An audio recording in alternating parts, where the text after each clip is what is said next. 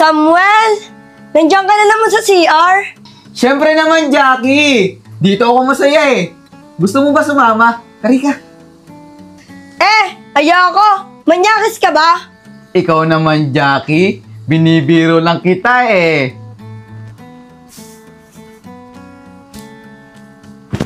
Yung mga biro mo kasi Samuel pamanyakis. Di ba manyakis naman talaga ako? Ano? Ang sabi ko, hindi ako manyakis.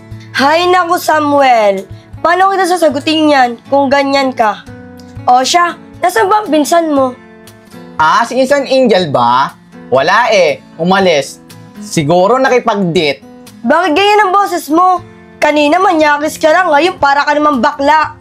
Jackie, eto na ako ngayon. Tanggap mo ba ako? Sana tanggap mo ako. Hindi Samuel, hindi ako pumapatol sa bakla. Diyan ka na nga. Shan, baka di tayo matuloy ngayon. Kasi may malaki ang problema. Bakit, Angel? Anong nangyari? Anong problema? Sabihin mo sa akin. Baka makatulong ako eh. Diba kahapon, naiwan ko yung wallet ko. Pag-uwi ko kagabi, wala na yung laman. Wallet ko na lang yung natira. Baka sa susunod, di na ako padala ng pera ni Mama. Kasi, baka naman beses na kasi nangyari yan eh.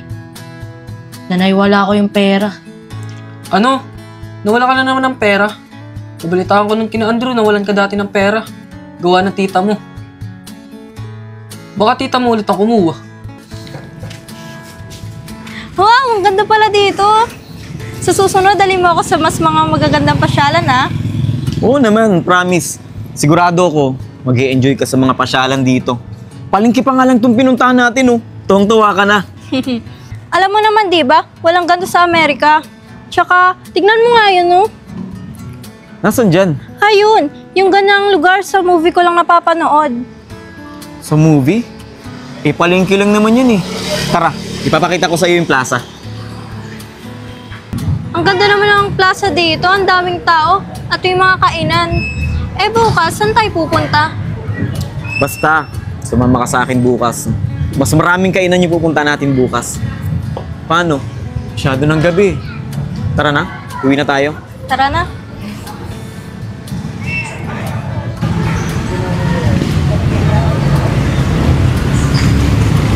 Ginabi na tayo, Shan. Patid mo ako, ah.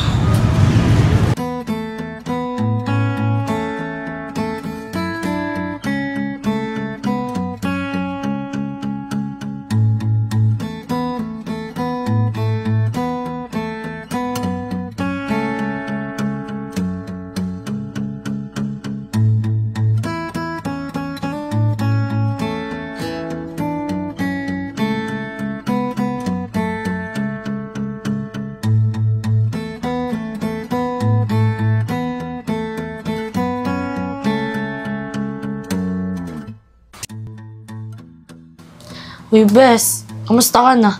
Ilang araw ka nang di nagpapakita sa akin na. Miss na kita. Pasensya ka na, Bes. Naglaba kasi ako eh. Tapos ka maglaba, nilagnat naman ako. Kawawa ka naman pala, Bes. Ano? Kamusta na pakiramdam mo? Okay ka na ba? Eto, okay na. Kaya nakakagora na. Ano ka ba naman, Bes? Ikaw itong maraming problema, ako itong kinakamusta mo. Ikaw, kumusta ka na? Anong balita sa'yo? Chikahan mo naman ako. Bes, kung di na ako makapag-aral. Kasi, diba, ipadala na naman si Mama. Nawala ko na naman. Naiwan ko lang dito yung wallet ko. Pag uwi ko, wala na laman. Bes, baka kinuha na naman ng tita mo. Alam mo naman yun, di ba? Mahilig magsugal. Bes, ayoko nang pagdudahan si tita. Kita niyo naman, di ba? May bago na siya. Niluto pa nga niya tayo ng pasit canton noong nakakaraan. Alam mo, Bes, ang pagiging mabait, hindi yan inaaraw-araw. Pag alam mo inaabuso ka na, aba, magreklamo ka. Bes, mas dami ng problemang pinagdadaanan ko ngayon.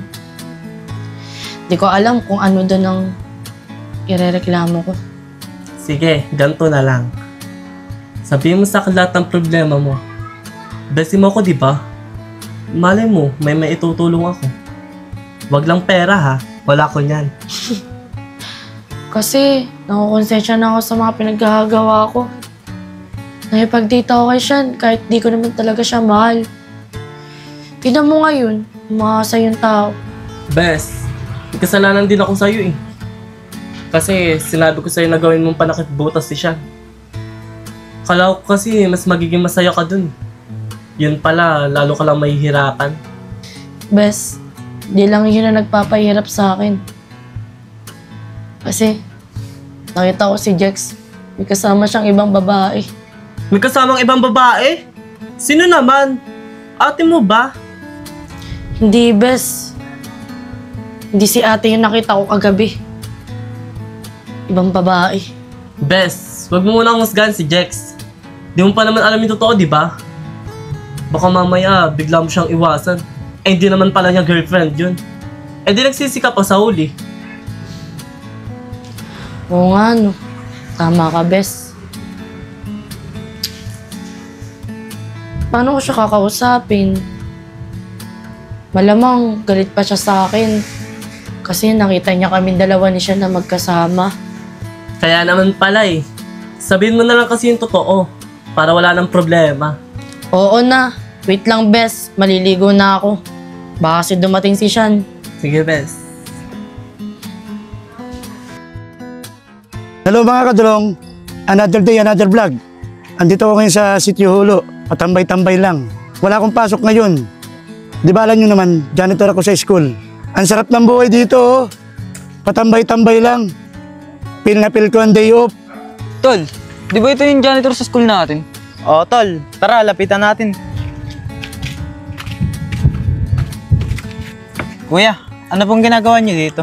Wala lang, day off ko kasi, kaya nagpa-vlog lang. Kuya, di ba ikaw yung nakakita kay Angel? May sumusundong ibang lalaki.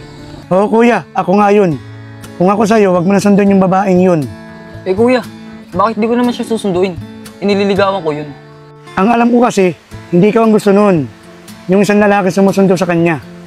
Kahit na, niligawan ko pa rin siya. Diyan na nga kayo. Bes, bilisan mo! Wala akong makausap dito! Ay, ang sarap ng buhay. Nalibre ko yung kasamahan ko sa trabaho. Akala siguro nila, mayaman ako. Ay! Bakla! Andyan ka pala! Oo, madam. Kanina pa ako andito. Wow, mukhang paldo tayo ngayon ah. Saan galing ang pera mo? Diyan lang, sa tabi-tabi. Nanalo kasi ako sa Tong Eats. Gusto mo ba ng balato? Di na madam, ano ka ba? Ayoko ng pera ng galing sa kupi. Ano yun, bakla? May sinasabi ka ba? Wala. Ang sabi ko, ang galing-galing mo pala mag-Tong Eats. Alam mo ba, nawala na naman ng pera ang pamangkin mo. Sino kaya ang kumuha nun? Baka andyan lang sa tabi-tabi. Hoy, bakla! Pinariringgan mo ba ako? Nanghihingi ako ng pera sa pamangkin ko, pero hindi ako nangungupit, no? Ay! Madam, wala akong sinasabing pangalan. Bakit? Tinamaan ka ba? Ikaw talaga, bakla. Palabiro ka talaga. Diyan ka na. Magbibihis na si tita. Sayang, mahuli ko na sana siya. Magaling pala magpalusot tong tita ni Angel. Sorry, Bes. Ang tagal ko ba? Nagayos pa kasi ako eh. Oo, napakatagal mo. Uy, nakausap ko ang tita mo kanina. Baka marami siyang pera ngayon. Narinig ko nga eh. Nilibre niya sa kainan ng mga katrabaho niya. Ha, talaga ba? Ba't naman siya manlilibre? Eh, ang lit-lit lang naman ang sahod niya. Yan nga din ang pinagtataka ko eh. Alam mo ba, nagparinig ako sa tita mo kanina na nawalan ka ng pera. Aba, affected na luka. Eh, wala naman ako sinasabing pangalan. Siguro nga, si tita ang kumuha ng pera ko. Bes, kausapin mo ang tita mo. Tanungin mo kung siya ang kumuha ng pera mo. Mamaya na, Bes. Dadating kasi si Sean eh. Nag-aaya kumain sa labas. Akala ko ba magpapakatotoo ka na kay Jex? Bakit makikipag-date ka pa dyan? Uunahin mo pa ba yan? Kausapin mo na lang yan tita mo. Bes, naka-oo na kasi ako eh. Nako, tumigil ka. Tignan mo, ang lakas-lakas ng ulan. Sabi mo kay Sean, di ka na lalabas.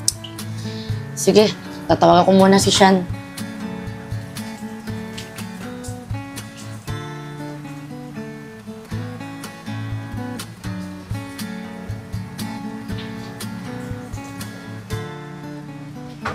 Hello, Sean. Huwag ka muna pumunta dito. May importante akong gagawin. Cancel muna ang lakad natin.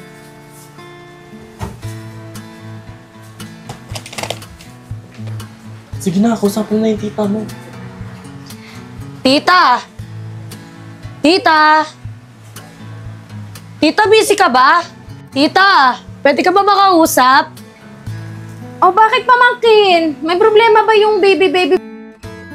May tatanong lang po sana ako sa'yo, tita. O sige! Basta ikaw pamangkin, nanginginig pa. Tita, ikaw po ba ang kumuha ng pera ko sa wallet? Hala, Dino, nanalo ako sa Tong Its kaya may pera ko. Gusto mo balatuhan kita? Hindi na po, tita. Salamat na lang po. Sige po. Sige pamangkin, tulog na ako ah. Busog na kasi si tita, kumain kanina. Kumain ka na rin dyan.